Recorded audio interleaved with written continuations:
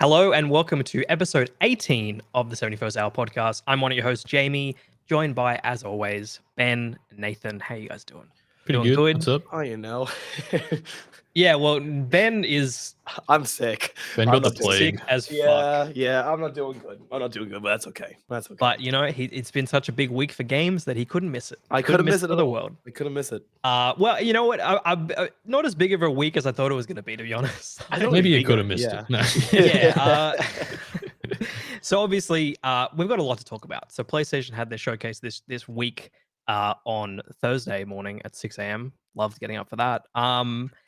And it's the first showcase they've done since 2021. So there was a lot of hype behind this. Lots of rumors about, you know, this is like the phase 2 of PS5's like first party catalog.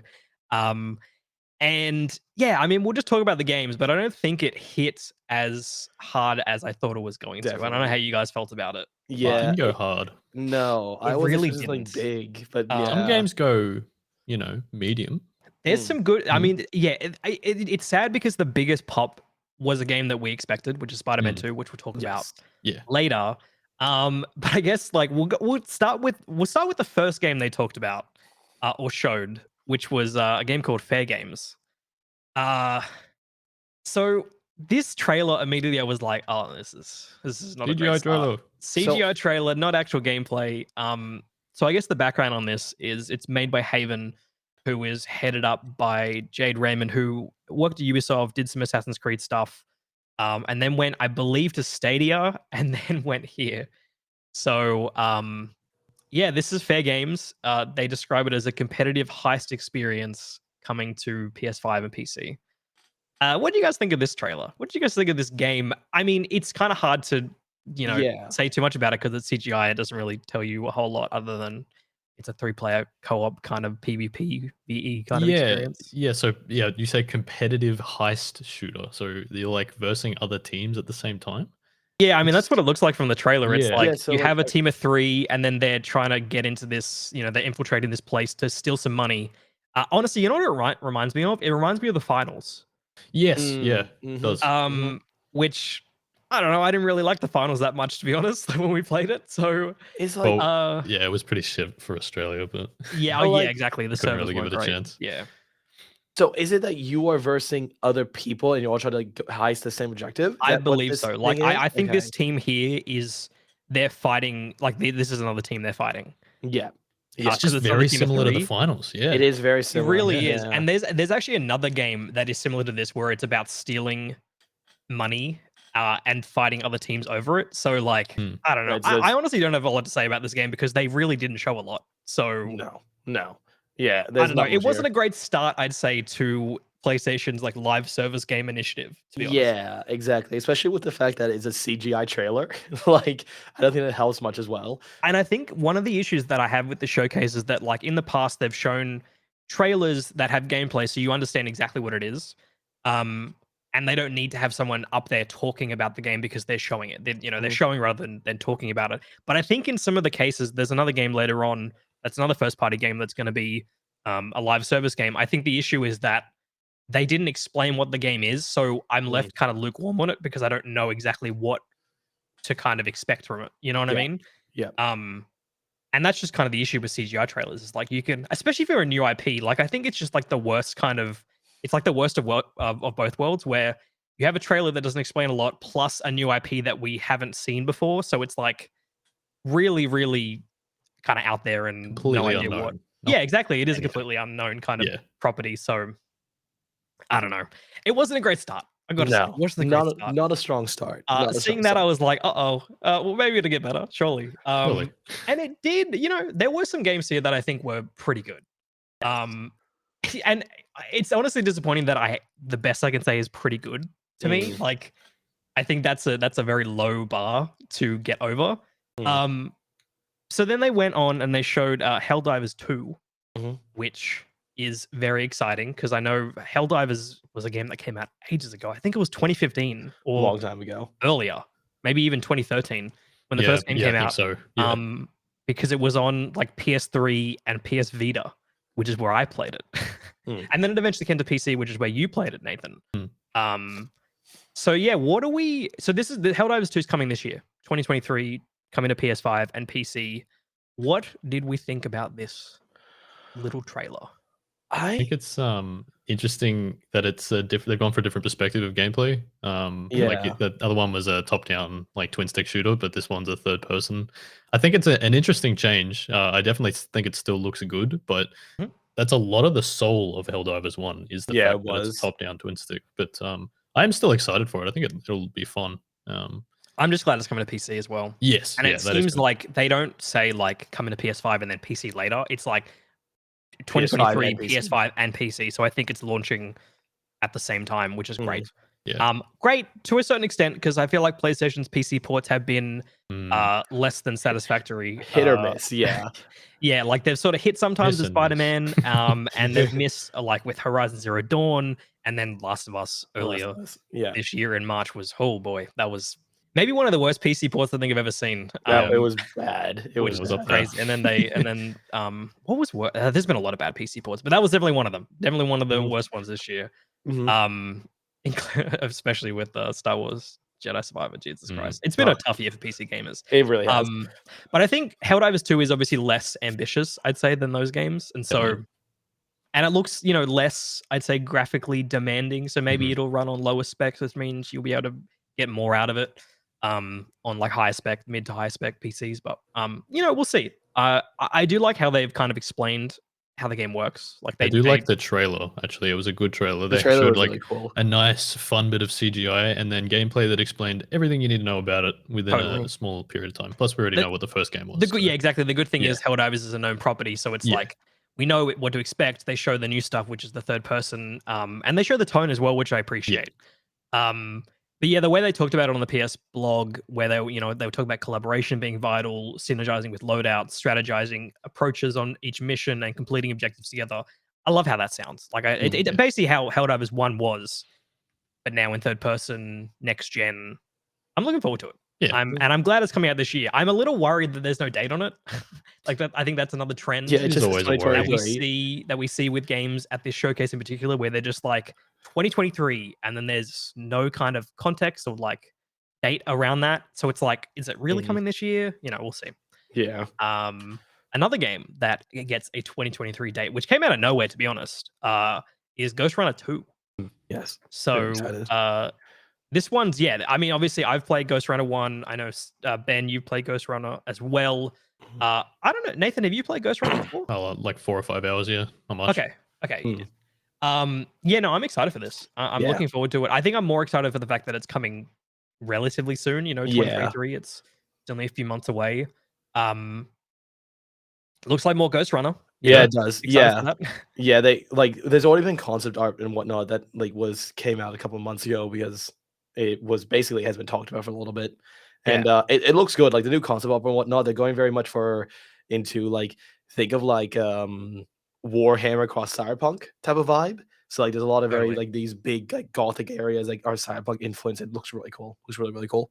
Yeah, big thing about this game is that it's not just taking place in Dharma Tower. It's going outside as well. The tower, and they do mention bigger, kind of more complex maps. They do mention open world, but even the way they explain it doesn't strike me as like true open world. I think it'll be like connected areas that are bigger, where you can kind of make choices, but it still will feel I think that's refined. Good though. And that's definitely a positive. Yeah, I'm glad. Yeah, that they didn't go full on open world because like when they first talked about it, they talked about it being like an open world-esque, which I was like very worried about. But the fact that it's just like bigger maps that they already had is much nicer. It's just connected linear bits. Which is much nicer. That's good. Like that's good. Yes. And the motorbike looks awesome. Yeah, motorbike looks so dope. Great. Motorbike levels are going to be dope. Cool. I'm assuming that's how you'll be able to traverse these kind of more open areas. So that's coming to PS5, Xbox Series X and S, and PC in 2023. Yes. 2023, we'll see. Like I'm just like, no date. We'll see. We'll see if that actually happens. Always doubts. There's always doubts, exactly. And especially as we're already in May, it's like. Yeah, exactly. We're pretty late in the year, and to not have a date. I feel like you'd have maybe they've got like an internal date, but they don't want to like fully announce it yet because they don't want to delay stuff. I'm sure, like they don't want to set a date and then have to delay it. So, the next game on our list is Phantom Blade Zero. This one caught me by surprise. Was one of the biggest surprises of the showcase. What did you guys think of Phantom Blade Zero?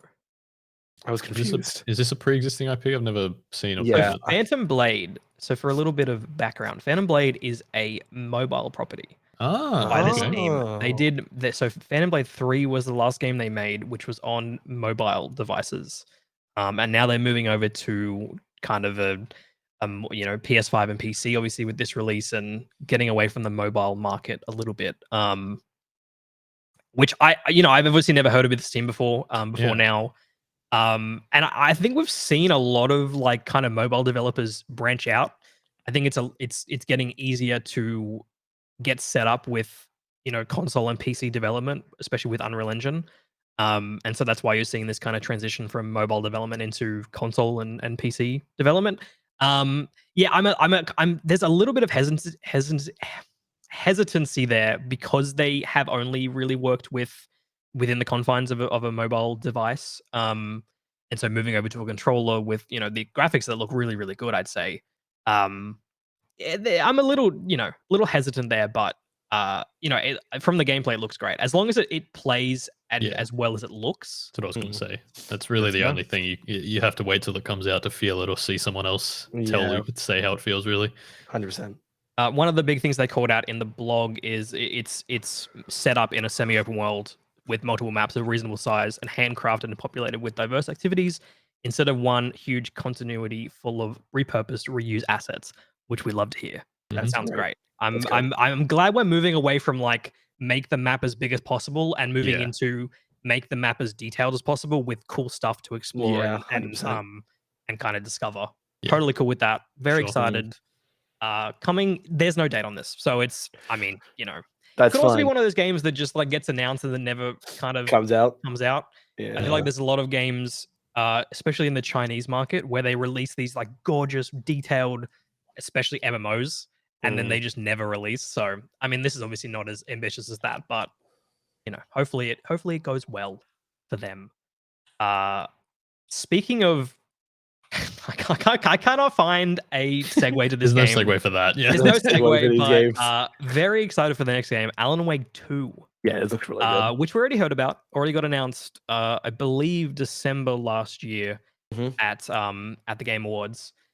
This one's coming up relatively soon. Well, soon-ish. It's coming up October 17th, 2023. They say it's Remedy's take on survival horror. Yeah. It definitely had like a Resident Evil feel to it. Yeah, totally. It really looks cool. It looks I'm really so cool. fucking into this game, man. This was the first game that I really popped for where I was like, this looks fantastic. Yeah, Alan Wake looking fucking Keanu up, dude. Yeah, he really does. He's looking a little John Wick-esque. Yeah. And I do like that there are two protagonists here. So you'll play as Alan Wake as well as a new character called, I believe, Saga Anderson, who's an FBI agent who's essentially investigating all these kind of ritualistic murders in the town from Alan Wake, which I'm forgetting the name of now. Probably be Alan's writings. Yes, exactly. And so that's the idea, is that it starts to connect to Alan Wake's new horror book that he's writing. So he just needs to stop writing. Yeah, honestly, I think he just needs to quit it a little bit. Yeah. But yeah, I'm very excited with this game. This trailer was all running on PS5 hardware as well. Yeah, so it looks absolutely gorgeous. In like a fucked up kind of way, obviously, in a horrific way. Very excited for this. It's heading to the top of my list for like most anticipated this year. Yeah, it looks really good. Very well done. And actually, we're getting more gameplay soon at Summer Games Fest in a couple of weeks. They announced that as well, so we'll see more. And it's like raw, uncut gameplay, so a full-on segment, which is very exciting. Next game, another exciting announcement here, I'd say, is Metal Gear Solid Delta Snake Eater, which I know you guys aren't really big Metal Gear Solid fans. I want to quickly say, when they released this trailer, I thought it was like a Jurassic Park game. When they first gave like the first 10 seconds, I was like, damn, this is like a weird ass Jurassic Park game. Like, it was very confusing starting off. It was only until I saw the snake and it got eaten that I was like, oh, okay. And the thing that sucks about this is that this was rumored already. And like heavily rumored to the point where I was like, okay, this is happening. And so when this is no more than a confirmation of that rumor, exactly, and obviously they once again it's on the CGI trailer, and it's extra baffling because they showed like they released in-game screenshots afterwards. So it's like, okay, if you've got the game running and looking great in these screenshots, screenshot running, the screenshots look good, I guess. But it's like, oh man, it's like just show something a little more than just like a CGI trailer to announce your game. That also very weird how they weren't announcing who was developing this game. Like they had like a message on Twitter that was like, "Thank you for being excited for Metal Gear Solid Delta Snake Eater," and then at the end it just said "development team" underneath it. It was like, huh? Who's fucking making this Shadow game? dev. Yeah, exactly. And then they eventually said that it's a studio called Virtuous, who is under Konami, in addition to Konami's development studio, is making this game, which is very exciting. And obviously coupled with this was the announcement that the Metal Gear Solid Master Collection Volume 1 is coming, which includes Metal Gear 2, and Metal Gear Solid 1, 2, and 3 for PS5, Xbox Series X and S, and PC. So it's cool. I'm excited for this. It's one of those announcements where I'm like, it's cool that it's coming, but there's not really much information. And I feel like with a remake, I need to see it more than just like a proper, like an announcement. Like even when you go back to like Resident Evil 2's reveal, they showed gameplay. Even if it was just little snippets. But this one's kind of like the game is coming at some point. You'll see it on its way. It's happening. Also, I don't really trust Konami anymore because they really fucked over Hideo Kojima. Moving on to another game going back to its roots. Assassin's Creed Mirage got a little trailer at the showcase, which I thought was weird because there's already Ubisoft showcase announced for in July, I believe. But I guess they just wanted to be here to show it, to say it's coming. So they announced that it's coming October 12th, 2023. And I guess the prevailing rumor is that this is going back to the roots of Assassin's Creed 1, where it's very assassination focused. It's a smaller game. The rumor was it's going to be like 15 hours to beat. Okay. Which sounds very nice. Sounds great. Yeah, love the idea of that. 105. Compared to exactly, where it's like, you'll finish the campaign in 60, 70 hours, and then you've got the 130 hours of extra side content that's repetitive and Jesus Christ. Yeah, I hope this does well financially to the point where Ubisoft's like, oh, okay, we should just make these kind of games again. Yeah. Polish the shit out of our stuff and make it shorter.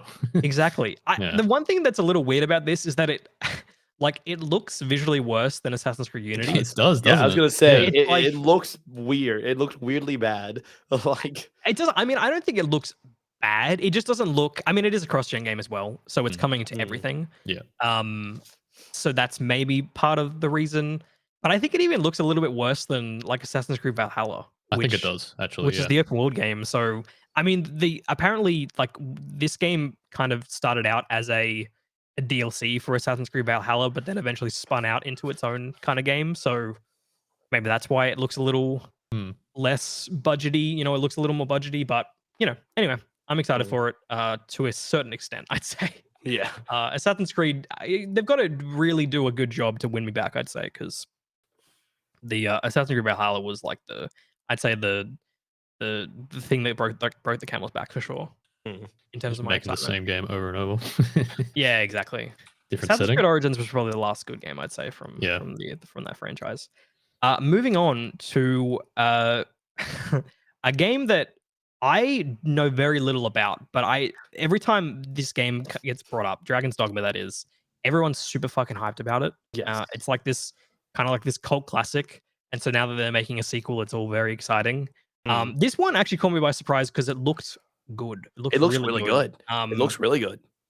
I'm always into these kind of fantasy RPGs, so more of that is all good with me. Very excited about it. That looks like what's the name from Witcher 3.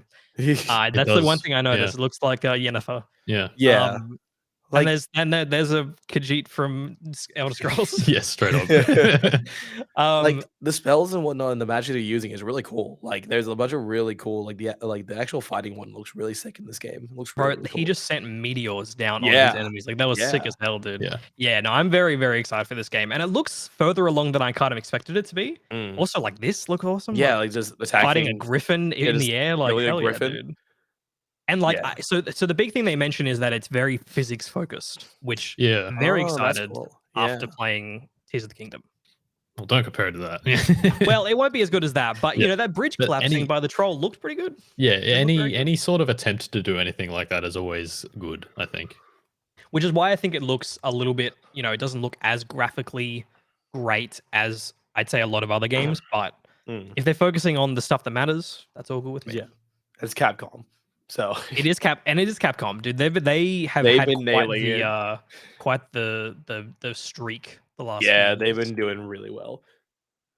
Speaking of doing really well the last few years, yeah, surely. Bungie announced Marathon, which was also another surprise. The funny thing is, like, this showcase had a lot of things that I was like, oh, that's cool. But it just didn't have like the really big hitters. And also it sucks that this was already rumored. So it's kind of confirmation of that rumor, I guess. But the funny thing is I missed when the Bungie logo passed by. Like I must have been looking at my phone. And so I'm getting to I'm like, what is this game? This game looks really cool. And then it shows Marathon at the end. I was like, holy shit. But obviously everyone knew it was Marathon before, because they saw the Bungie logo. So it was extra hype for me because it only got revealed that it was Marathon at the end, and it was by Bungie. I was like, holy fuck. Yeah, dude, I'm very excited for this game. I'm very excited for this. This looks really, really good.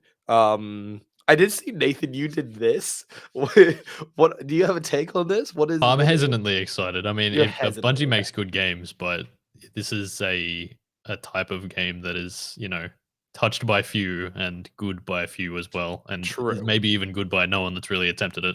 Like fantastic by no one that it's attempted. So we'll see. Yeah. I mean, Tarkov's good, but I don't. Yeah, it's good to the people who are obsessed with it. Yeah, true. So the way they explain it is they say, become a runner in Bungie's new sci-fi PvP extraction shooter, compete for survival, riches, and renown in a world of evolving, persistent zones where any run can lead to greatness. That's also coming to PS5, Xbox Series X and S, and PC with full crossplay and cross-save support. That's good stuff. We love to see. Love to see that. Love to see it. Glad it's coming to other platforms other than PlayStation. Yeah, I'm excited for more AAA developers to do the extraction shooter. Yeah, and it's weird to me that like people were like, "Oh, dude, another extraction shooter." It's like it hasn't been that many. Like it's, I feel like people are already sick of it after like 2. Yeah, it's very strange to me. I think it's because every single one we see is not a good one. So hopefully, Tarkov's really good. It's just Tarkov, we just can't get into it. What I mean is like you see like Battlefield 2042 tried it. That didn't work out. I forgot about that one. Yeah, you know what? That wasn't even on my mind. Like, but you know what I mean, the cycle was decent. Like we actually had some fun with the cycle, I'd say. I didn't play it. So. I know. I'm saying we as in me, Nathan, and Shadow played it. Yeah. The cycle. Yeah, like the loop. Remember the cycle? The loop. I don't remember the cycle. Okay, maybe it was kind of forgettable, but we had some fun with it for a little bit there. It was some fun times. Oh yeah, no, I didn't mind that. Yeah. It was like a casual-ish Tarkov. Yeah, I will say the one easier to get in and out of. Yeah. Yes, absolutely. The one thing about this is like Bungie's art team are fucking wizards. Oh, they nail it, bro. Yeah, every time. I don't know who I think they've got the best art team in the industry, like straight up. 100%. Because like they've made another IP. Or Marathon's obviously an existing IP, but a new look for an older IP that looks different enough from Destiny, but still looks fucking awesome. Yeah. They're wizards, man. It looks really good. It looks really good. Yeah, I'm quite excited. Yeah, they also said that they're going to go dark for a little bit, and when they come back, it'll be gameplay, and then release will be soon after that. So pretty soon after. Yeah, I'm expecting like end of 2024 is like that's the next time you see. We see some gameplay. This game, gameplay maybe at like a Game Awards, and then it releases early 2025. But then also I said before, like that's usually when Destiny kind of takes over the stuff. So maybe like mid next year for a late 2024 release. I'm not sure. Which would be cool. That would be cool. Would be very cool. And I'm glad it will be like his gameplay, and it's coming out in 2 months. Very excited for that. Yeah, I always like that. Yeah, it's very good. Always good time. Speaking of Bungie, they weren't done. They gave us a little tease at Destiny 2: The Final Shape, which is obviously the last expansion in the Light and Darkness saga. That's coming up soon. They also announced that the Destiny showcase is coming August 22nd, where they're going to show more of this game and more about the future of Destiny post The Final Shape. So very excited about that. And obviously the big reveal here is that our boy Cade's back. Which is very exciting. Nathan Fillion is once again voicing him. He looks a little different, but he the glowing eyes. Like I don't think. Obviously, he's dead still. I think this so is he's some in the kind of like Traveler. vision-ish thing. Like he's in the and this is in the Traveler. Traveler. Yeah, that's true. Like it's like I just love the like when it just pops up the final shape and then it's completely silent. Like great stuff. Good stuff. Really cool. Do you think there's a theory there that none of them ever actually die and they just start living in the Traveler? Like they die, but like their souls get transported into the Traveler. Could be. I mean, no, that's probably there's a good theory, and I would bet on it honestly. I think like a lot of any of the characters that have died in actually, I'm trying to think if there's any other like it's really just Cade. Like well, unless you think like lore wise, like in game wise, there's no like we haven't seen any other. I don't think we've seen any other ones that actually the Iron Lords, I guess. Iron Lords, true. But maybe they might not. Their souls might not reach the Traveler because they got Sevified. They got Sevified, So maybe that's just like a blocker. Maybe it would be cool if like Final Shape we actually saw a bunch of old ones going. But like I said this to you, Jamie, last year, and I said it again. Like I don't know how Bungie does it every single time I see a trailer. Bungie just knows how to make a fucking great trailer. Excited, man. They make a good trailer every time, and they know how to hype people up. They really do, and it works. And this is a big deal. Like this is the last one. Exactly. Like whatever's next for Destiny. So like this is the end of a 10-year saga. It's like Destiny 3. What'd you say? Destiny 3. Yeah, I mean, I'm really curious what is next after this, and we won't be long until we find out. 3 months away. Exactly. It's just yes, very cool. Glad Cade's back. At least in like a spiritual form. It looks like, but it's cool to have him being voiced by Nathan Fillion again. Absolutely. Also, another CGI trailer. Like, it's just so many CGI trailers, man. Like, even Marathon was CGI, which I understand because it seems like it's far away. But speaking of CGI trailers, we got another one for Concord, which is a new. This was like a nothing trailer too. Yeah, this was like a nothing trailer. Yeah, so this is actually a new PvP multiplayer first-person shooter from Firewalk Studios, which you don't get any of that from this trailer at all. No. All I got was it's in space and the burger moves. Man, that burger looked fucking tasty. It looked tasty, all the budget went to that fucking burger. Bro, I would love to eat that burger. It's like, dude, this is another example of like similar to Fair Games where it's like, okay, you've got something that's completely new and it's coming next year and I have no fucking idea what this is until I looked it up and they were like, oh, it's a PvP multiplayer shooter. Like, tell me that in the trailer, man. Like, show me something. And it's like, this is like half of the... Hey, they showed us a gun. Yeah, you should have got that. There's bullets and a gun. There's a gun. I mean, this could have been. I could have been like, oh, this is like a Starfield. This is to me when I saw the trailer, it looked like a single player game. Like, I thought it was a single player game. See, gun, 2 guns even. Yeah, do that. Yeah, okay. I mean, a nothing trailer that shows me nothing about it. I can't really get excited for this because I just don't know what it is. Like, you got to show a little more. Like even like when they revealed Redfall, God forbid, I got an idea of what the game was. I'm gonna be killing vampires in a town in co-op. Great. Yeah. This one's like I'm in a ship. I'm in space.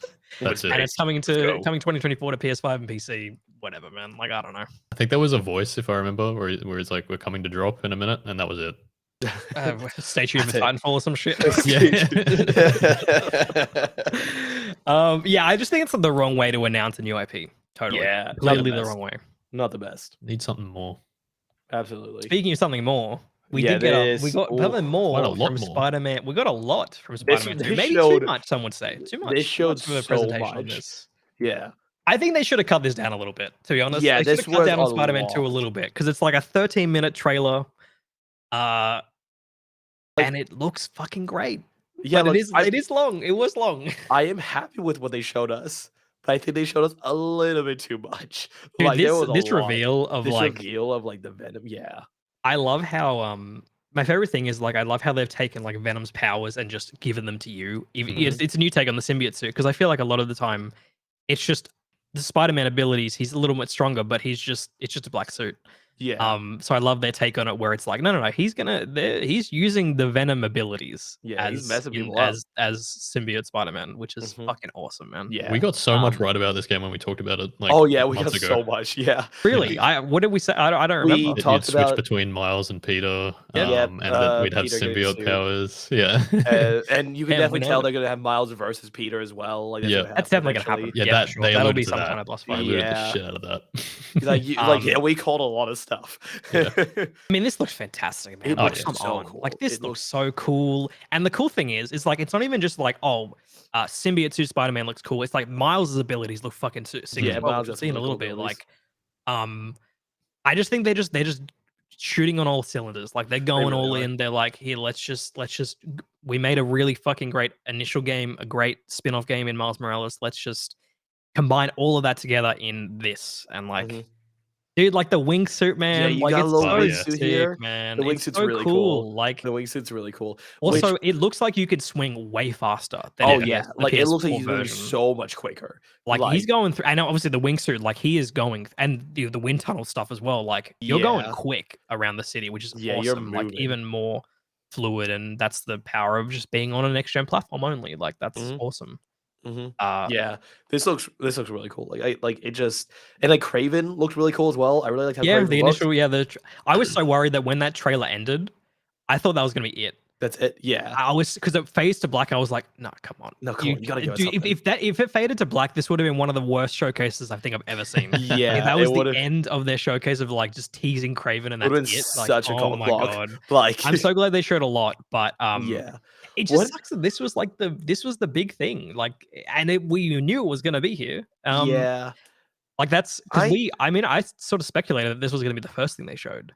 And then they were I just gonna continue that momentum, but I am interested as well because like we see that Peter has the symbiote. That Mhm. wonder what happens to Venom in so can the symbiote get split? Can the symbiote get split? Is that a well, I think he'll possibility? just lose it. Yeah, yeah. I So think like he'll have it for a little bit, and then I and don't Miles know will who's have gonna to be take it Venom. off him or something. Yeah. yeah, so do you think like it starts off with Craven, he has a symbiote, and then he loses it, and then Venom comes at the end, or do I you think think this Venom's is at the fairly start? early in the game. Yeah, do you think this is earlier in the Because this is game? the first time Miles sees Peter with the symbiote as well. Yeah, yeah. When he True, that's drops a good down, point. Miles is like, "Oh, new threads." Like it's Yeah. the first time he's seen it. So I'm thinking like Peter just gets the symbiote just before this sequence happens. Yeah, yeah. Um, so it has Probably to be like the very. first I'd say, few hours. yeah, exactly. I think this is fairly early in the game. Like, yeah, as you said, first few hours. Yeah. And then maybe Miles and Peter fight at some point, and that's when Like the Peter like symbiote loses it. and then I don't even know who Venom in this game is going to be. You know, like obviously spoilers for Spider-Man 2018. Like Harry has the symbiote at the end Yeah. of that game, but I don't think Harry's going to be Venom. No. Personally, I don't think that's Mm. how it's going to That go. doesn't really make so much I think it's sense. more likely it's going to be probably Flash, right? Yeah, Or Flash and who's the other character who usually is Venom? It's like the journalist. Oh, his name starts with B. Like Brody or something like that. Yeah. It's like Shit. it's like Eddie Brody or Brock. something. Eddie Brock. Eddie Brock's there. Yeah, Eddie Brock's. And Eddie Brock is referenced in Spider-Man 2018.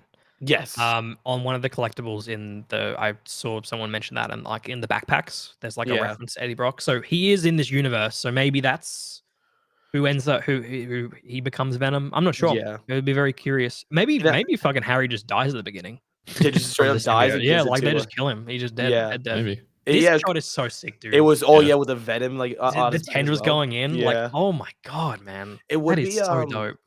like it actually that would be very smart gameplay wise as well as like having us experience what's like to have Venom, see how strong it is, and then have that verse us so we kind of know how strong I saw the someone symbiote actually say is. it'd be crazy if versing Venom, there's no Spidey sense. You don't get the prompt Oh, because I think that's almost a sure bet at this point. Like I think the first time you fight Venom, you won't get any prompt, and yeah, he'll there's just no beat your prompts for ass. it. Like there'll be Yeah. no prompt for Spidey sense. Oh, Because he'll they be pull on one of those the moments same where you just level. get your ass kicked. You just get your Yeah. ass Oh, absolutely totally. kicked. Oh, I Yeah. think you're gonna have multiple fights with Venom. I'm Oh pretty yeah. sure. Yeah, that'd be really cool. I saw a lot of people saying the graphics in this don't look great. I think they're fucking don't know. crazy. I mean, to be fair, some of the water splashes don't look great. Yeah, there's some water splashes that a little bit. But this is still in progress. But like the lighting in particular, I think it looks so good, so much better than what you saw in Spider-Man 2018, and even Miles Morales on PS5.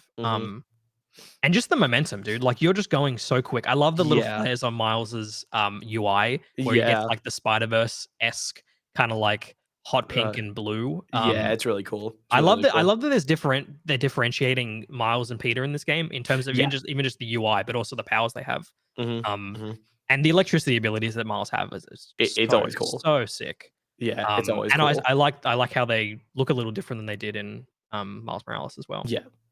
Very keen for this. I have a question because I heard someone ask this. Do you think that they're gonna bring any more like Spider people in after this, or do you think they're just keeping with Peter and Miles? They might. I think they could tease Gwen Stacy in this. Yeah, I think a Gwen Stacy tease could actually happen. You think this will end as a trilogy? You reckon? I think a trilogy would make sense. I feel like that would be like the best way to end it. Where does Wolverine link into this as well? True. Insomniac Games has a Wolverine game in the they have a Wolverine game, don't they? And I believe they've already said it's in the same universe. No shit. As the Spider-Man games. Bro, do they tease it in this game? Do they like? I think there is a very good chance that Wolverine will be cool in this game at some point. Like not as like a significant part of it, but like a side mission where someone mentions Wolverine. I don't even think we necessarily see him, like whoever's voicing him, or it could be like a character model, but it could be a mention. I think they'll be definitely be mentioned, and probably more stuff. Like I think they'll keep building it because they teased Avengers and Doctor Strange in Spider-Man 2018 Yeah, like there's Avengers Tower, so it'd be cool if I imagine it'd be like a mention of like maybe like a guy that like has like cannot be hurt or something like that. You know what I mean? Like there's like a little small tease like that, or a guy that has like, claws in his hands. There'll be some collectible that references it. Exactly. Sure. I think it'll be even more significant than that because I think I think there's a good chance that Wolverine comes out next year. Oh yeah, I can see that. Like end of next year because it's the Miles Morales team working on Wolverine. Yeah. Oh, okay. So, unless they've sort of done the thing where, like, I know Rockstar and Naughty Dog did the same thing, where when a game's getting close to release, they just pull all the teams together to get it over the finish line. Yeah, it could be a similar situation here where Wolverine development slows down while they're working on Spider-Man 2. I'm not sure. But yeah, this looked great, fantastic. Very excited for it. It's coming. They say fall 2023, so end of the year at some point. Yeah, they haven't. I'm sort of worried it gets delayed. Yeah, I don't know. They haven't I think they're pretty confident. Like on the PlayStation blog, they even said like, we know you're looking for a release date that's coming soon. So I assume when they do like pre-orders for this game, that's when they'll have like the date. And it'll probably get announced on just like a random Tuesday or some shit. They'll just be like, oh, it's coming out this day, and here's like a new story trailer or whatever. Lizard looks cool as well. I like that he's like big and like he's very like dinosaur-esque, I'd say. Very cool take on the character. Yeah, he's a big boy. There's also a tease of Sandman at the beginning as well. In the Craven trailer, there's like a split second where they're showing all the people around New York, and there's like a profile on Sandman. Oh shit, that's cool. That's really cool. Okay, I think you could be seeing a lot more Spider-Man villains in this as well, which is cool. Yeah, well, like because even the 2018 game had so many villains. They had they had Shocker. Yeah. Oh, and obviously, they had basically the Sinister Six. Yeah, Sinister Six. Yeah, which was really. Do you think we see some of the villains from 2018 back again in this game? Yeah, I could definitely see them coming back as well. I think we see Shocker again, and he gets fucking completely destroyed by symbiote Spider-Man. Yeah, that'd be cool. That'd be sick. It's like brutal. Like I'm imagining like they're gonna go kind of dark with this game. I kind of hope they do, because I think that'll show like the difference between how Miles is being Spider-Man versus how Peter's being Spider-Man with the symbiote. Also, like this, he just chucked down. He just throws it. Like, yo, what the fuck was that? Yeah. Like, what are you doing, man? Yeah, Moody Peter. He's getting Moody Peter. Moody emo Peter is coming. I hope his hair is down over his. Yeah. Bro, if they don't reference Spider-Man 3 by if he doesn't do the dance, if they don't reference any of that, there's got to be some reference to it. Please, that'll be so good. The thing that sucks though is that we're not even going to get the old Peter Parker face. We're going to get the new character. The new one, I forgot about that. Yeah, I know, dude. I'm imagining it show with his face, man. They know what they're doing, man. Yeah. Again, why did they do that? Was it because Tom Holland? Yeah. No, well, I don't know. I'm not sure. That's the only assumption that we could make. He looks so much like Tom Holland. He does. But not like enough to be like, obviously it's not Tom Holland specifically, but it looks a little bit like him. yeah. Bro, I think it's widely agreed that the old model looked much better than the new one. I think a lot of people like the old model much more. But he's meant to be an older Spider-Man. Yeah. And so, exactly right. When he's He looks like feeling he's like he's a 17. mature, yeah, exactly. He looks too young, man. Yeah. I've been Spider-Man since I'm 12 years old. Like it's just So that's what I'd say is like the big hitters of the conference. The rest sort of is hit or miss, I'd say. So we'll go through these quickly. We'll start out with a new EA original, Immortals of Aveum. Yeah, I guess Aveum. They already announced this game. It's a first person magic shooter coming out July. I don't even have the date here. July 17th. I'd say we'll just say July 17th. Coming to PS5, Xbox Series X and S, and PC.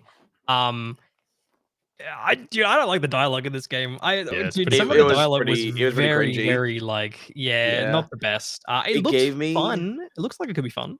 It gave me Immortal vibes, the dialogue, and I was not happy about it. Immortal vibes? Is that what's called Immortal? What was the game that flopped at the start of this year? The game Forspoken? Forspoken, sorry. Again, I completely forgot immediately. It gave me vibes of that video game. I mean, as long as it's fun to play, which I think it will be. I'll probably play this because I've still got that EA Play subscription, so I'll check it out. But yeah, it could be fun. I mean, it just looks like they've just taken, instead of using a gun, you've got like a magic gauntlet. So it's like it's sort of just replacing shooting mechanics with magic, which is it's an interesting take for sure. Yeah. They do mention like you have like 3 different types of magic abilities, which is cool. Like they're all colors, like blue, red, and green, I guess. So I'm not sure how those would differentiate. I guess blue will be fire. I mean, sorry, red will be fire. That makes sense. Blue fire, blue flames, dude. As long as the spells are diverse, I think it could be cool. But if it's just like, okay, you shoot fire, you shoot lightning, you shoot green. It does look a bit busy. It does. There's so much going on. Like, dude, everyone who streams this game, you get to see 2 pixels. And that's there's so much going on. July 20th. There you go. That's what's coming out. No, there is so much going on. Yeah, I don't know. It looks cool. I'll probably check it out. But it's one of those games where it's like, does that have to be here? Like, show me fucking Skate 4, dude. Where's Skate 4 out? Yeah, give us Skate 4, bro. Like, seriously. That game's so far away still. It is. Oh, yeah, it's insane. Another game that I put in the quickfire round, but I am excited for is Sword of the Sea, which is the new game from Giant Squid, who did games like Abzu and The Pathless. The Pathless, if you don't know, was like one of the best launch games on PS5 when it came out in 2020. Very good game. And it has the artist behind Journey, which is why I thought it was Journey at the beginning. I was like, is this like a sequel? The sands and I love you, dude. You've got the hover sword is what they're calling it. So they say build momentum to achieve great speeds and catch big air as you explore skate park like ruins lost in the tides of the necropolis of the gods. Very, very visually striking. And cool, dude. I love a skateboarding game where I'm just like going through a bunch of ancient ruins and like fucking half pipe. Yeah, it's just weird and cool. Like I don't know, I dig it. Yeah, it looks like it'll be chill and fun. Yeah, totally, I think it'll totally. And I'm sure it's gonna have a fantastic soundtrack. Hey, as well. Skate 4. What'd you say? This is Skate 4. 4. Oh, this is Skate 4. There you go. Yeah, this is a weird direction. I don't know if EA should go this way. Yeah. It looks really, really fucking cool. It looks really cool. Actually looks great. There's a couple more games here, but I didn't get the trailers for them because we'll probably go through them quickly. So Talos Principle 2 is coming out in 2023 on PC, PS5, and Series X and S. Did you guys play the first Talos Principle? Like an hour. Okay. Was it good? It's I don't know. The puzzles are a bit. So yeah, it's just a puzzle game. Like if it's nothing compared to like Portal or anything like that, obviously. But it's it was pretty good. It was fine. They say it will greatly expand on everything that made the original special. I feel like that's a little bit egotistic. Yeah. Was the first game special? It was. I don't know. It's hard to say. But they're greatly expanding on everything, literally everything. So literally everything. Dude, stay excited. Yeah, Talos Principle fans, Yeah, dude. They're excited on literally everything. I think this game actually sold very well. I mean, it sold well enough to get a sequel, so I think it's actually pretty popular with the puzzle game fucking Bully Magnus. He's a Talos Principle fan. Get him. The next game, which I'm very excited about, is Neva or Neva. I'm not sure how to pronounce it. I'm gonna say Neva. Neva. Yeah, Neva sounds cool. Obviously, this is by the developer that made Greece. Oh, What? Gris. They're really Yeah, good at making a bunch of games that you just cannot fucking say the name of. Yeah. This game looks gorgeous. This game looks really cool. It looks good. It looks good. Like, very excited for it. Wish it was like gameplay because I'm not really sure what it's gonna play like. You've got a sword, so is there? I'm assuming there's gonna be combat, which is interesting because Gris was just like a platformer essentially. It was right? just platformer. Yeah, you were just jumping around and doing stuff. But yeah, the animated cinematic looks great. I'm assuming the game will look like this as well. 100%. Very cool. Because this does look very similar to what Gris looks like. Totally. So like, yeah, I could definitely see it looking like that. Yeah, I'm very excited for this. Very cool. I think it just had like I don't think it has any date on it, so it's pretty far away. I'd say maybe 2024. Does the wolf die? Yeah, the wolf definitely dies, and there's a little cub. That's like, I think the cub's name is Neva. Oh, it shows you the title card after she picks up the cub. Oh, look at that! Look at the look. I'm gonna be honest. I was playing Tears of the Kingdom while this presentation was on, so I missed a lot of these trailers. Yeah, it wasn't immediately interesting. I was like, okay, back to Tears of the Kingdom. I did not see this trailer. I don't know why. I was watching you try. I just did not see that trailer. Okay, there you go. Yeah, 2024. There you go. Yeah, so that's coming up soon-ish. Very excited for that. I enjoy Greece, whatever the fuck. Bro, I am hyped for this next game. You're excited for Cat Quest Pirates of Purribean? Holy shit, you do not. I'm not even getting the trailer for this game. We're going to talk about this for at least 5 seconds. It's cats. You're a cat. You're on a quest. It was like a 2-minute trailer where they said a bunch of shit cat puns and that actor voiced it. I don't know. I'm sure there are some people that are very excited for this. I'm not one of those people. I've heard the Cat Quest games are actually kind of fun, but I'm never going to play one of these games. I'm sorry. Never. Anyway, for the Cat Quest, the one Cat Quest fan out there, it's coming to PS5, PS4, and PC in 2024. So look forward to that, I guess. Yeah. Another game that this is at the point in the showcase where I was like, bruh, we need to cull some of these games a little bit. So this is Foamstars. This is something. This is a 4v4 party shooter for PS5 and PS4 where players battle it out with foam. It's Splatoon. It is literally, I'm going to go over to the gameplay. It is literally Splatoon, but you have foam. It looks worse than Splatoon. It looks much worse. Of course it looks worse. Here's the thing with Square Enix. They release at least one dog shit game a year. Yeah. So this is their dog shit game. That game. You know, we had what else? What have they? I mean, they had Forspoken this year. Foamstars 2024, it makes sense. Like they've got to make at least one bad game a year. You got to keep that quota going. This time they're making a live service game that servers will shut down probably within 30 days. Oh yeah, true. Yeah, you need money to keep this going. Yeah, you need people to play to actually be playing the game for it to. Yeah, so yeah, it was at this point in the showcase where I was like, oh no. Yeah. This is not great. Anyone that's interested in this is just gonna play Splatoon, right? Yeah, like if you're interested in this, just I guess if you don't have a Switch and you've got a PlayStation and you're like, oh dude, Splatoon looks really fun. For those 5 people that don't have a Switch, that's I guess join the foam blasting frenzy. That is like saying that, oh, Mario Party looks fun, let's go play Foam Party instead. Like that's we've done that on so many occasions. Or like, oh, Mario Kart looks fun, let's go play drift cars. Kart drifters or whatever the fuck it's called. Yeah. I was gonna say actually a good one, which is the Sonic one, the Sonic kart racing one. Right. That's a fun one. But like, it's just I don't know, man. Yeah, I got so excited when I saw the Square Enix logo as well, and then immediately was like, oh, okay, never mind. Yeah. When she picked up a gun, I was like, okay, never mind. Yeah. And then when I saw it was literally Splatoon, I'm like, really? Yeah. To me, this looks hero based too. Because they've put a lot of detail in the characters. I think there are, there's probably abilities for each character. Yeah.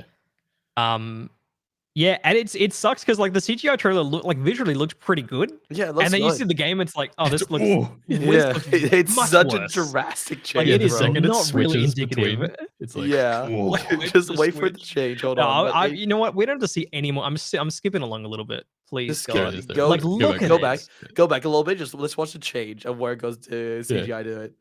And It's so drastic. It is such a slap in the face. Yeah, dude, it looks so different. Holy shit! Oh, that's I don't want to so see any funny. more of that. It's just, oh god. I Screen. mean, maybe the surfing on the phone will be fun. You know, who knows? Yeah, Who man. knows? Wait and see. Sure. Wait and see. They also showed trailers for a new trailer for Plucky Squire, which continues to look amazing. Very excited for that. That's got a 2023 date. Hoping it does well for my fantasy critics' sake. And they also announced that Teardown is coming to PS5 as well, which is on PC. I played like 20 minutes of it. It's pretty fun. It's a fun 20 minutes. That's that if you don't know, Teardown's like a kind of like a heist kind of game. Yeah. Lots of heist games in this showcase, but it's actually a good one where it's a very voxel based and it looks good. So for all those PlayStation fans out there, be excited for Teardown. This is the next one you're excited for, Ben. I am quite excited for this one. Yes, I This actually. is Tower of Aghasba. Yes. So Which is an open world settlement builder. Yeah, on a and fantasy island. yeah, you're like basically survival. You're rebuilding like the environment. You're rebuilding. You're making a little settlement and whatnot. It looks really. We were saying it looks really ambitious, and it might not even come out. But if it does, I hope it's good because it looks cool. I'm worried. Because like there's a shot here where a way for it to happen, but like he basically jumps off a cliff onto a flying whale, and that's the moment I'm like, shit, this is ambitious. Like this is like this does look striking. Like I really enjoy the art style because it looks fairly unique. It does. Like almost like photorealistic but stylized at the same time. Yeah. No, I'm not eagerly anticipating this, but I'm anticipating it. Yeah, like this stuff, you know, it's very, very Breath of the Wild, Tears of the Kingdom-esque. You got a little rat donkey, whatever the fuck. It's swimming. Yeah, I don't know, it looks interesting. Like I'm interested in it for sure. This bit, when I saw this bit, I'm like, holy shit! Like this is an ambitious game. Like when I saw this, was when I realized this game's never like, coming out. No, it's not. Like stuff like this is like, oh man, it's like this is a team that's fairly unknown. I'm pretty sure. Like, yeah, my worry is that if it does come out, they've bitten off more than they can chew, and it just ends up being half baked in a lot of areas. 100%. This world looks big as well, man. Jesus. Yeah, like does it say that? Does it say the dev at the end? Dreamlit. Oh well, hold on. Dreamlit Games. Look them up, dude. Look them up. Dreamlit. What have they made? This is it. This is this is their first game. Oh yeah. I don't see any other about us. Yeah, no, I don't see anything about us. Hold on. Small but ambitious indie studio started in 2020. We're a fully remote team that is spread all around the world. Our immensely talented and passionate dream team is committed to building an incredible open world experience while maintaining a positive and healthy work culture. Okay, this game's never coming out. Never a healthy work culture for an open world game? Bro, not in my games industry. Not in my industry. Not in my games industry. I don't know about that. It's sad, but that is so true. You see how much they grinded for fucking Red Dead Redemption 2, bro? People nearly died playing fucking making that game. 100 hours a week, bro. You can't do that shit to us. Yeah, dude. Yeah, 12 hours. If you're not working 12 hours a day at crunching, that's gotta be unhealthy, bro. No, but that's I'm glad that they're trying to work on a healthy environment. Yeah, 100%. It's just unfeasible, and the game's never gonna come out. We'll see. Yeah, we'll see. Then they also showed another trailer for Final Fantasy 16. We won't show it here. It's a story trailer coming out June 22nd. Coming out very soon. Game of the year guaranteed. Book it right now. No, dude. Tears of the Kingdom. We have the bet. All those Nintendo fans are going to be tearing up when Final Fantasy 16. There's going to be Tears in the Kingdom, all right. It looks really cool. It looked really cool. Yes, it looks fantastic. I think I think it's going to be a banger game. And I'm very surprised that there was no demo because they said that there's going to be a demo, and I thought this was a sure bet. Like they're going to show it again and be like, and the demo is available now. Yeah, and there was no demo. So hopefully soon, like maybe within a couple weeks, you'd hope. Because the game's out very soon.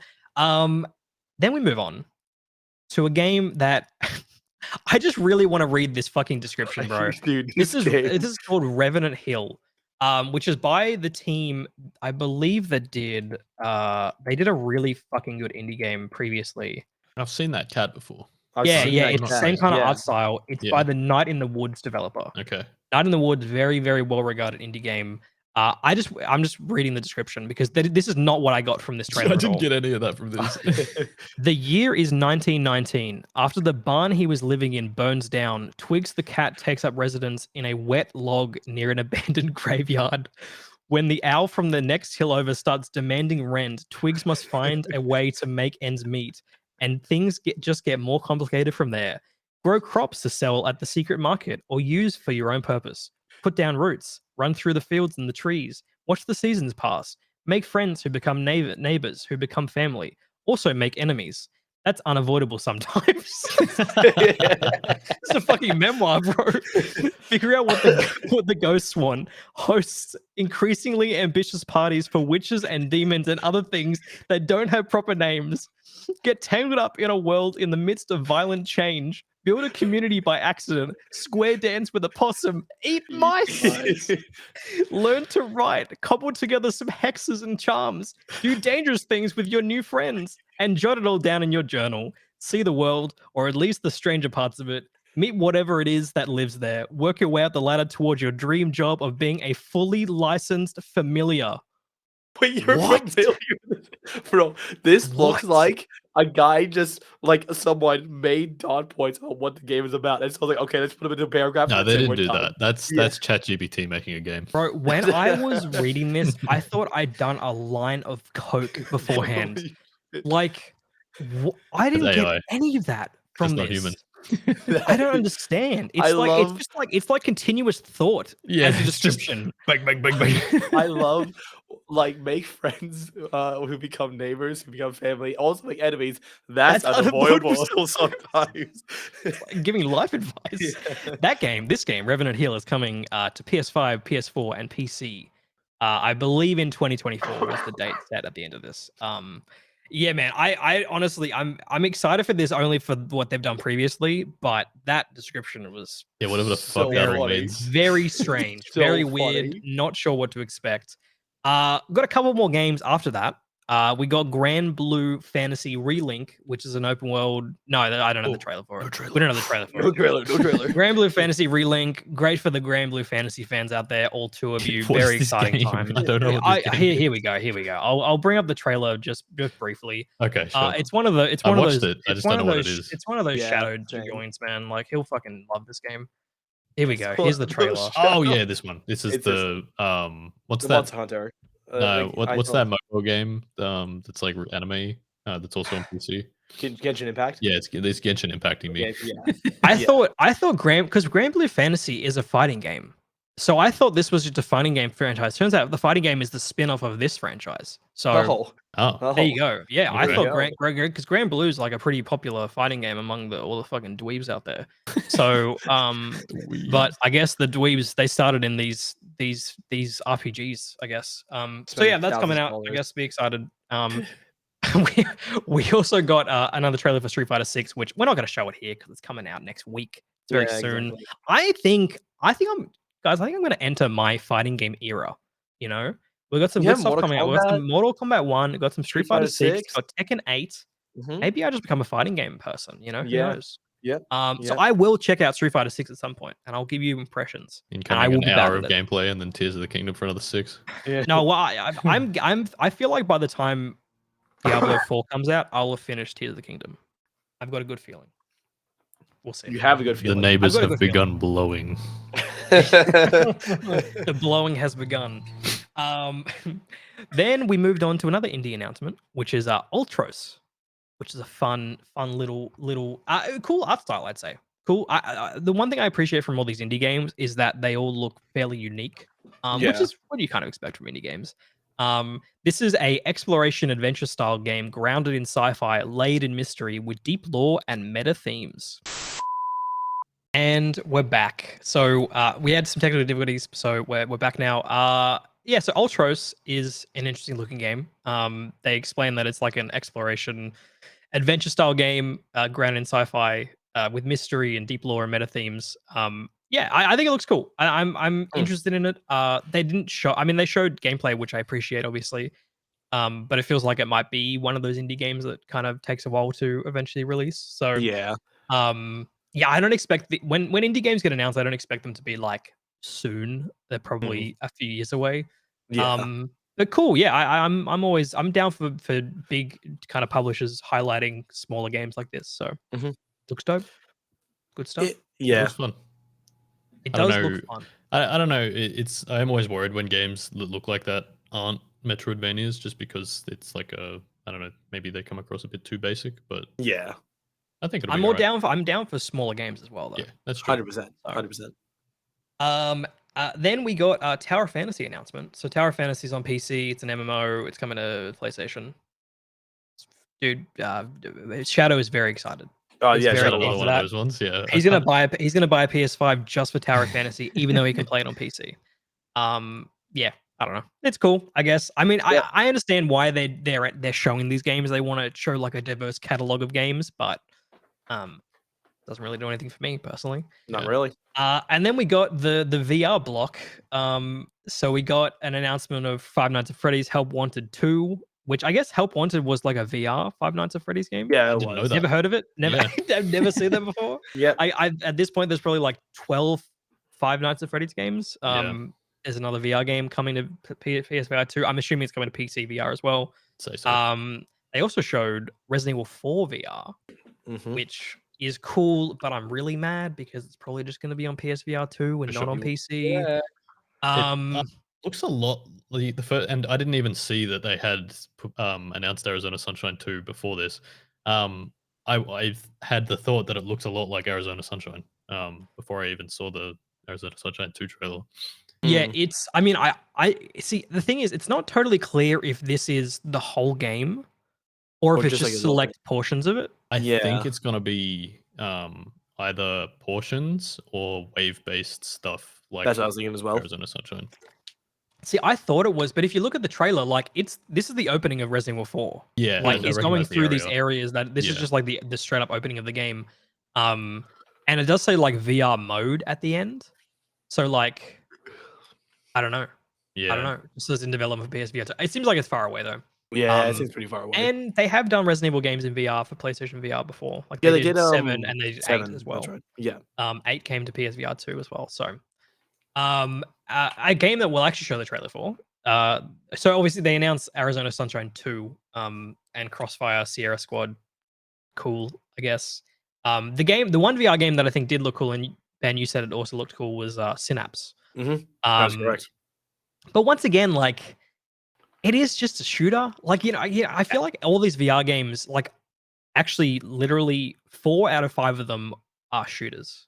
Like you just have a gun and it's just like, oh, we've seen these VR games for years, man. Like it's nothing new. People aren't doing new stuff with VR. It's just like it's just kind of the shooter. same Here's another things. one. Like I don't know. It definitely did not sell me on PSVR 2, that's for sure. Not even close. No, yeah. Like I thought this looked cool because it's like a roguelike type of thing and like you interact the environment, but like I'm not gonna get a PSVR for it. Like I thought it looked cool. That's it. Like I'm assuming this will also come to other platforms. I don't think it's gonna be exclusive. I hope that is not, my hope is that this isn't gonna segment the market more than it currently is. Yeah. Because it's like I would play this. Yeah, me too. I'm not buying a whole new platform for it. No, not even close. Yeah. That's the worst thing about VR at the moment is that you have Oculus that are walling off exclusives for their platform. You have PlayStation walling off exclusives for their platform. It's like, okay, what is left? You know, like I feel like this is how you kill a platform, when you just segment this very kind of niche idea and make people have to buy multiple versions of it to get the full experience. Exactly. Like that's just not. Yeah, I don't know. Yeah. It's just not the right way to go about it. And it's definitely not going to sell everyone on VR for sure. Like, I mean, is there even a proper platform to play VR? Like, you know what I mean? Like one platform where it's like, this is the place to play. It's really not. No. Because like PSVR 2, you're stuck on PlayStation. Oculus, I mean, if you've got an Oculus Quest, I'd say Oculus Quest is probably is the best spot because you have the exclusives plus you can play Steam VR. But you don't get the resolution, you don't get the tracking as well as Steam VR. So I don't know, man. It's I feel like VR is in a pretty dire spot where there's just not really a lot of innovation there. It's a lot of like it's kind of stagnated in terms very of similar like games that are very short and not much like totally.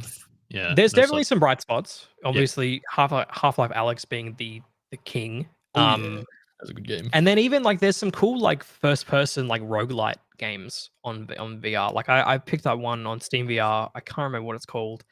but I can check it out. Actually, I'll just grab it really quick. It is called Until You Fall, which is very fun. Oh yeah. And that's like a proper video game. Like it's not just like a demo or like an experience. It's like a proper roguelite with like swords and abilities and bosses and boss moves, and like you got to be in the right spot at the right time. Like I appreciate stuff like that, but yeah, I mean all the games they showed at this showcase were just shooters and Beat Saber, which Beat Saber, like yep, there's a Queen pack, great, Yep. fantastic. Beat Saber with more songs. Yeah. And Beat Saber is now on PSVR 2 if you are one of the 600,000 people that has one. Yeah. 600,000. That's how many it's sold. Yeah. Whoa. A lot. Well, there are 40 million PS5, so you got to imagine there's going to be some people that are just like, oh yeah, I'll support. I fucking love Sony. Gog, gog, gog. Gog, gog, gog.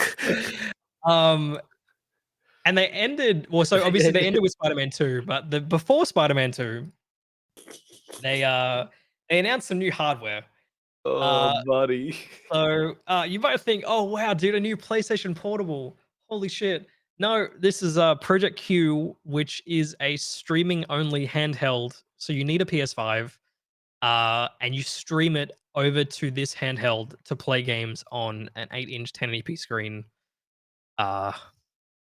If you want, just over your own Wi-Fi connection, obviously, it's not through a Sony cloud service. No, just over Wi-Fi. Yeah. And they also announced some earbuds. So those things. If you want to get beaten up, just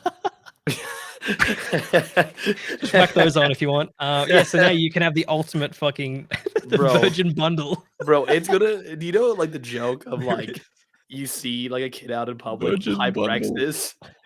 You see a kid out in public with HyperX's, it's gonna devolve into a kid with like the earbuds. The PlayStation earbuds in. Yeah. Just push him down, dude. Like don't just beat him up. Sony audio sucks as well, man. Like as if you'd buy these. Yeah, like why would you buy these earbuds? Like they're not good. Steal his earphones. Oh hell no. These ain't AirPods. Some budget ass AirPods. And then that's when Jim Ryan was like, and now we're on to our final game. And I was like, oh, are you fucking serious, dude? And it's like, it's gonna be Spider-Man 2, man. So like I just like overall thoughts on this showcase. There was some good stuff here, but I got way too overhyped. Yeah, Jamie, we were saying this before. We were hoping for like Bloodborne or like we knew we were gonna do, but like something like GTA. Well, we were huffing some fucking. We were huffing straight. Like that was getting to critical levels of cope. Oh yeah, no, 100%. To get Bloodborne or Bloodborne 2 or whatever, Bloodborne on PC or just Bloodborne at 60 FPS. Yeah, but like there was only one game which like Spider-Man 2 was the only game where it was like, holy shit. Like, you know what I mean? Like, it was the only moment. And like the other holy shit for me was Marathon, but that was already leaked. Exactly. And it was a CGI trailer. So it's like, and I just can't. So they showed 4 first-party games here. Mm-hmm. They showed HellDivers 2, Fairgames, Spider-Man 2, and Concord. And 2 of those games were just CGI trailers for new IP with no real information on what they are, apart from the genre, I guess. Mm-hmm. It's like, really? Like that? This you know what this reminds me? It reminds me of like the Xbox showcase in like 2020 when they showed a bunch of CGI trailers for stuff that was so far away. Like they showed like State of Decay 3, they showed Avowed, and like all these Fable, Perfect Dark. Those 4 games basically showed those with CGI trailers with no like information on what they were, and that's exactly what Sony's done here with these 2 new IP where you really need to like sell people on them because they're new and different, and no one has any kind of like concept of what they could be apart from you steal stuff in Fairgames or you shoot stuff in Concord. It's like, okay, where's the excitement in that? Like, exactly. And just a ton of third-party stuff, which is honestly surprising to me from Sony because I feel like that's where they really pride themselves on showing people why they need to own a PlayStation. I don't necessarily think they showed a lot of reasons to own a PlayStation at the showcase. Apart from Spider-Man. I could agree with that. Yeah. And also like it kind of worries me how deep they're going into the live service stuff. Like, I guess 3 of their first party announcements here were live service games. Marathon, Fairgames, HellDivers 2 is a live service as well. Concord live service as well. Like, shit. Everything, all of their first party stuff except for Spider-Man 2 was And Marathon's not even really first party. It's sort of like they kind of describe it as like it's on a PlayStation studio, it's a Sony studio, which is why you're seeing Marathon release on other platforms. Yeah. But yeah, like there was like a financial report earlier this week where it was like they're putting 60% of their yearly budget to live service games. 60%. Yes. Like, talk about not knowing your audience. You know what I mean? Like, I don't know if any PlayStation fans are going to be excited about that. Yeah. Like, any who are like, oh, I love Last of Us, God of War, Ghost of Tsushima, Spider-Man. Like, am I going to play a fucking live service FPS? Probably not. Like, yeah, no. I want to play more of those. Like, that's the reason I got that console. Like, I don't know, man. It was a bit of a dire showcase at the end of it.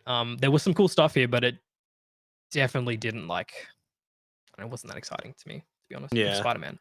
But Spider-Man we already knew was coming. So yeah, it's not like a huge surprise, right? Yeah, no, I think it was good. It was good. I'd say it was okay to good. Somewhere in like the 3 to 5 range, I'd say out of 10, to be honest. Yes.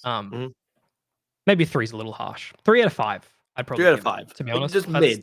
Just mid. Yeah, exactly. Middle of the road. Definitely does not compete with the previous PlayStation showcases in 2020 and 2021. Like, not even close. No. But yeah, that was the first press conference of not E3. So like, I know not next week, the week after is Summer Games Fest. The week after that is Microsoft's showcase, which they can slam dunk this. You know, like Sony kind of missed here, but Xbox might show some good stuff. You know, maybe. Surely. They're showing 30 minutes of Starfield, you know? Okay. The whole direct to Starfield. Okay. It's gotta mean it's good, right? Hopefully. Right? Surely.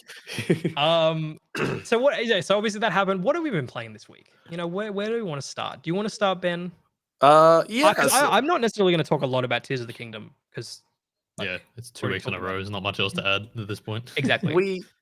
So Jamie and we have played some Starship Troopers, right? Extermination, by the way. That's Extermination. Yes. It's like there's everyone into it. So yeah, this is based off in the off the movie, right? If I'm correct about that, it's based off the movie.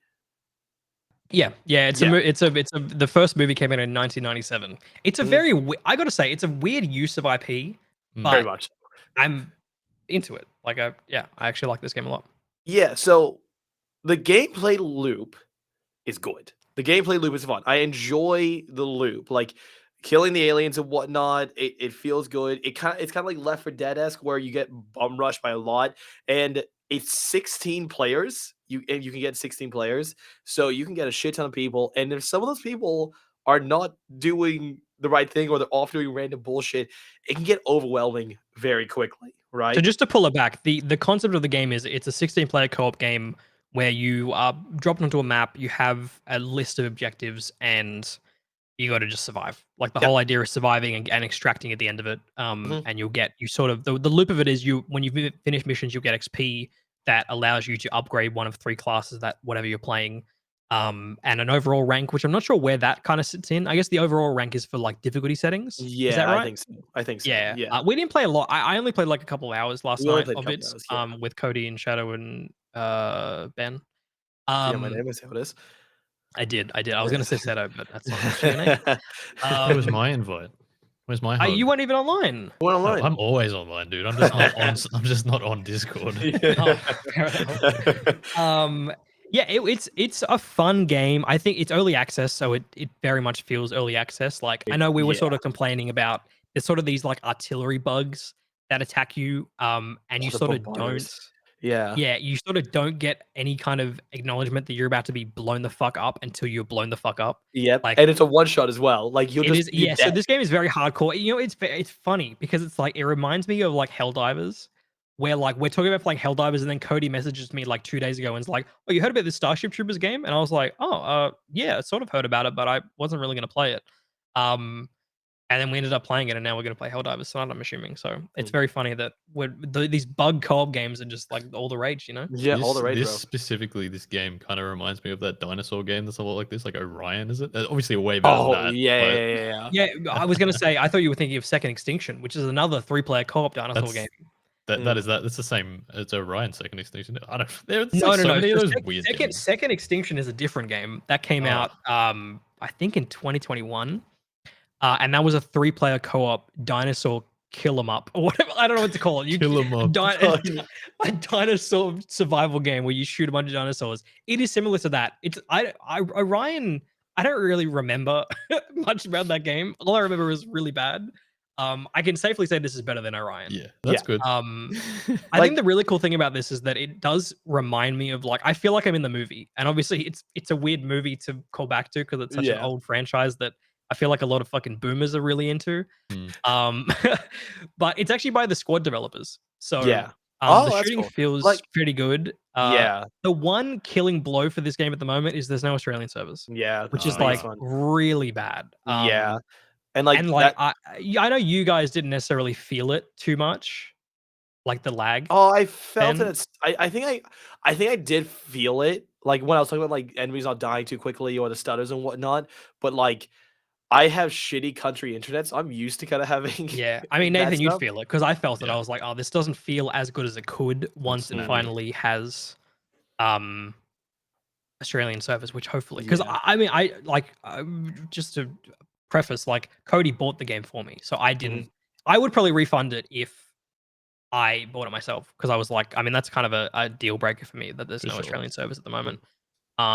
So I'm probably not planning on playing it a lot, especially with Diablo 4 coming out in less than a week. I'm gonna definitely wait a couple months till like Australian servers and they fix a couple of like the things and kind of do some changes, and then I'll probably play it again to see what it's like. Yeah, like not being on Australian servers wasn't so bad. It was just like you'd shoot a bunch and then your bullets would catch up, and you'd feel like you could tell that because the hit markers would like delay, and so you'd stop shooting and there'd be still hit markers on your screen. But it is a fun time, and I think it is cool. Like there is a base building element, like all these walls you see, that's the players building them, which I really dig. And it is actually a really fun time, and I think Squad understands co-op games really well, like those developers, and so they've kind of brought that kind of DNA over to this game in a really cool way. And being 16 player as well is one of the games where you guys play with a couple of friends. So if we've got 5 or 6 people, you can all squad up in this game at the same time, which is very nice. Very nice. So it's one of those rare instances where you have, even if the game's only mid to good, it's enough to hold something. The whole something. Play a full player co-op game. Exactly. So that's the cool thing, and there is that progression system where it's not just like cosmetics or anything; it's like actual abilities, which I appreciate, because cosmetics aren't progression. I totally agree. You need something to keep you in it. Yeah, and there is that, and I'm wondering like how much of that there is, because obviously we played only a little bit. Obviously early access, so we'll see how this game expands over time. But pleasantly surprised by it, to be honest. 100%. Pleasantly surprised. Yeah, that's cool.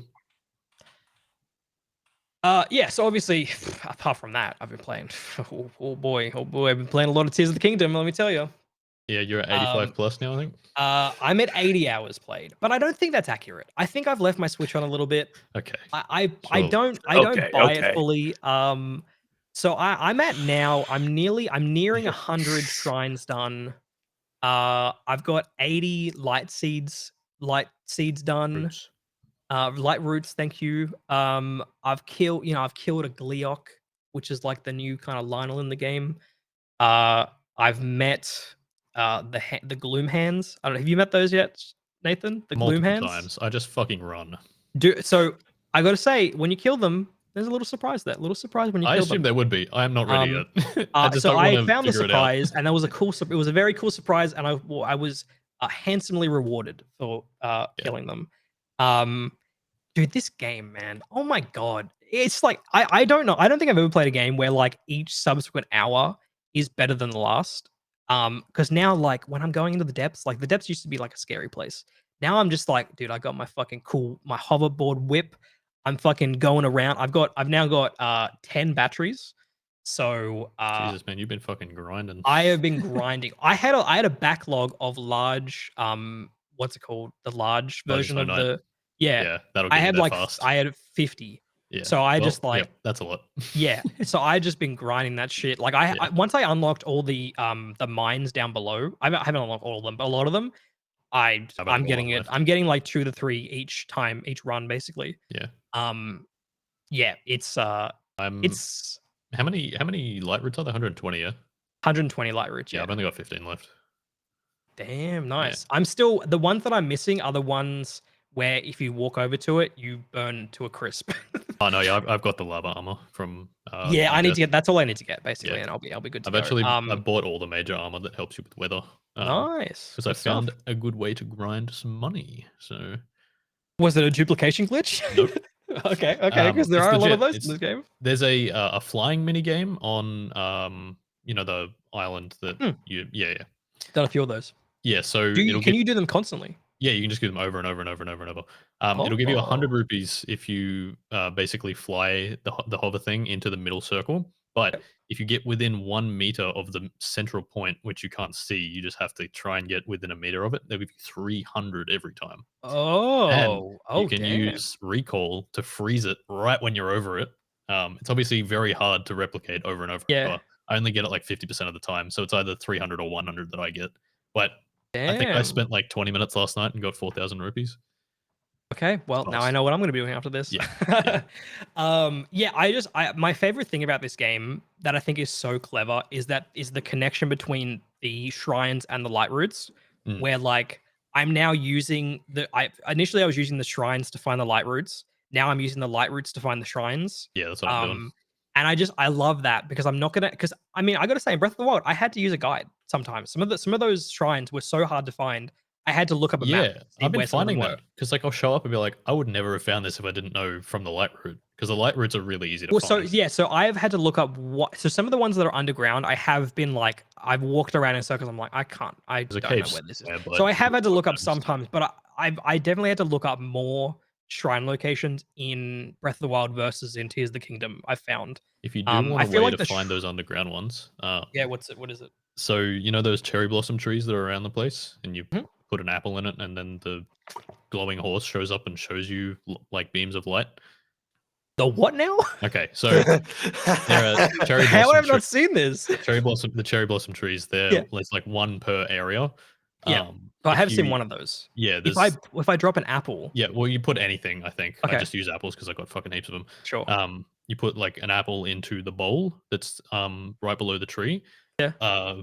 A glowing horse will show up and will show you all of the cave locations around you with like big glowing beams of light that you can go to.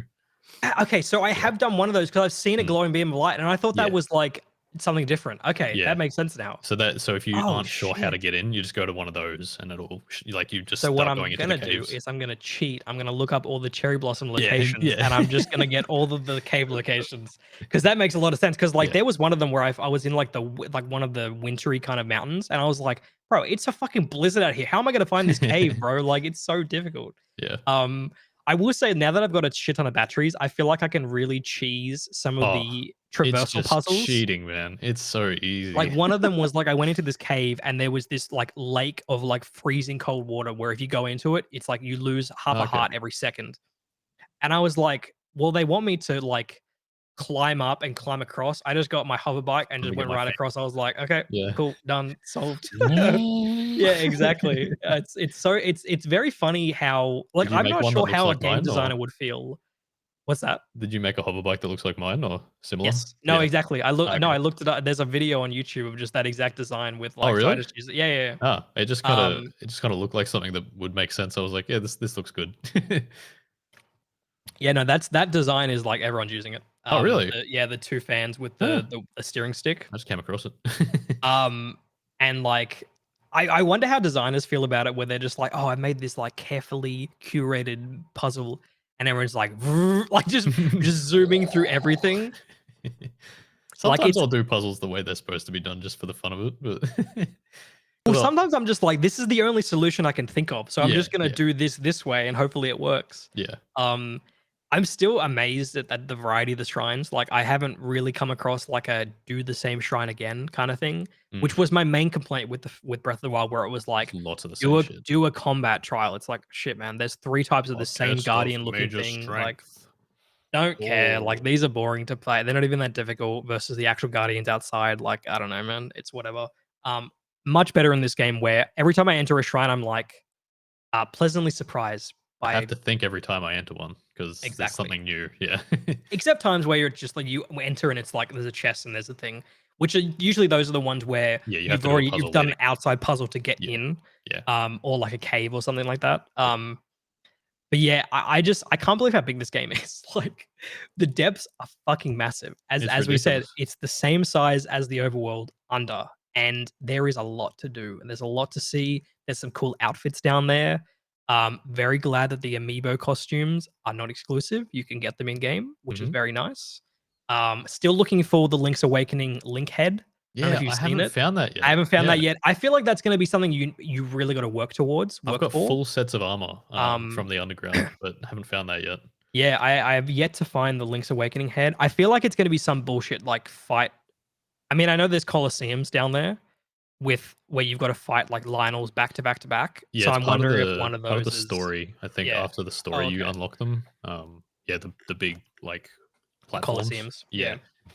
I always like finding stuff in the game and being like, I can't do this now, but I'll come back later. Yeah. Like, I found like a Gleeok pit underground, and I was like, I can't fight this Gleeok yet. I think this is like the proper Gleeok. Like, this is the last one you fight, basically. And I was like, I can't fight this guy. I'll come back later. I walked in the room, saw him. I'm like, not today. No, I'm good. I'm fine. I'll come back. This game is, I mean, I've been joking about, Final Fantasy 16 being Game of the Year. This is going to be Game of the Year. There is not a doubt in my mind. I can't even imagine what any other game this year could do to even get a tenth of as innovative and extraordinary to experience as this game is. Like, it's just kind of incredible. I don't know. I don't think I've ever seen a sequel do this much with what you'd expect. Like, people were like, oh, there's gonna be a DLC, dude. There's gonna just be a DLC to Breath of the Wild. And it's somehow that, but also so expanded to the point where it's like, this is like beyond most sequels in games to me. Like, incredible stuff. There's not many games that I stick around with for long, but I mean, I've probably put like 60 hours into it so far, and I'm just going to keep going until I stop finding things to do, and that won't happen. I saw someone who did, like, I'm planning on doing a true 100% of this game, which is like everything, like upgrading every piece of armor, getting every fabric, getting like obviously all the shrines. I think I'll do that within reason of like not doing Koroks and stuff like that. I think I'm going to do the Koroks. I think I'm going to, because I'm assuming there is a way to, because in Breath of the Wild there was you could wear like a Korok mask that allowed you to. It beeped when you were near one. I'm assuming there is something similar in this game. Otherwise, I'm not. I'll just do the old look up the map kind of thing. Because I'm not gonna like walk around aimlessly looking for Koroks to do little puzzles for. But yeah, fantastic video game.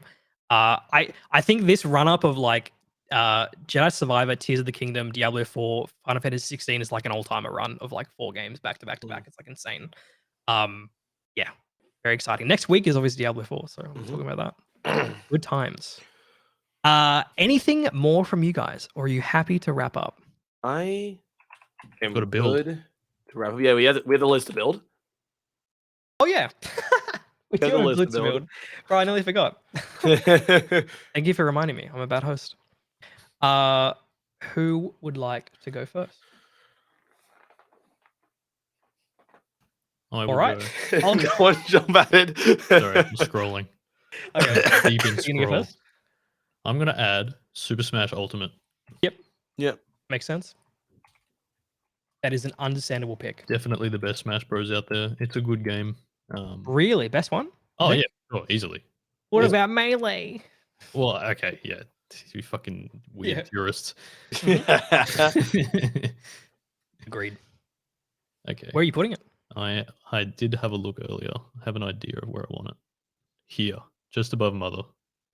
I think we don't want to be touching any. Wait, what number is that? I can't 25. Yeah, that is 25. Yeah, I don't want to be touching any like amazing story games with it, but I think it's a great game on its own. That is fair. Yeah. Ben, would you like to go next? Sure. So this one is a little more of a closer pick. I am going to put Risk of Rain 2 on a list. This is in my opinion, probably the best roguelike. However, I know a lot of people say that like Dead Cells is better. And Hades. And Hades. Well, the thing is, like, I won't explain now because I feel like there's 2 different types of roguelikes that actually do exist. I'll explain it off podcast. But basically, yeah, no, I really do enjoy this one. scroll up a bit for me. I want to put it a little bit up the list. I'll put it above Dead Cells. I said I like more Dead Cells. I put it above Dead Cells. That's what I'll do. Cool. There you go. Skate 3 beta confirmed. True. I am putting. I'm not gonna put that game. I'm gonna put Mario Kart 8 on the list. Okay. The game keeps coming back. Definitely deserves to be on the list. It's the Yeah. best kart racer I've played, at least. I think it's the best out. Yeah. Yeah, 100%. Like, I know some people will say, like, no, I like Mario Kart DS better. It's like, fuck off. Shut up, DS users. I'm gonna put it at number 30. Okay. Boom. Boom. I think Yoshi's Island probably better. Witcher 3 probably better. Yeah, I still think we got New Horizons way too high. Yeah. Oh no! Next week we're reorganizing. So yeah. Oh, it is next week. That is next week. Hell yeah. Hmm. Man, you're gonna hate the game I put in next week. Oh, say it now. It's Gollum. We didn't talk about Gollum. Oh, no, maybe next week. You know, maybe I'll play it. Maybe I'll buy it. That's okay. I'll split my time 50-50 between Diablo 4 and Lord of the Rings Gollum. Let's go. Oh my god. We'll talk about Gollum next week. You can look forward to more Gollum adventures next week more on episode 19 of the 71st Hour podcast. Thank you for tuning in. We appreciate it, of course. We'll be back next week again with more gaming news, impressions, reviews, previews, all of the above. Thank you for hanging out. We'll see you guys next week. Goodbye. Bye. Bye.